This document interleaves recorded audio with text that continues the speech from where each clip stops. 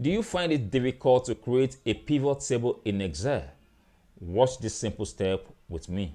My name is Tosin Awojide.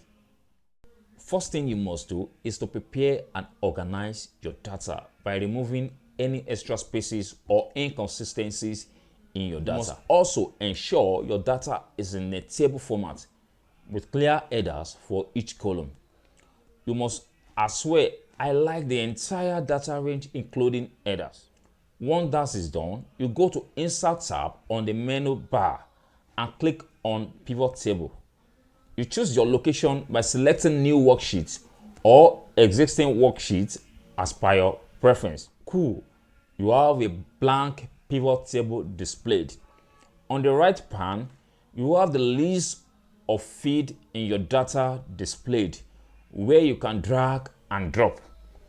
I will drag the full name into the row and also drag the annual salary into the value field. This is to display the annual salary of an employee. To analyze your data in pivot table, no magic is required. All you have to do is to drag and drop.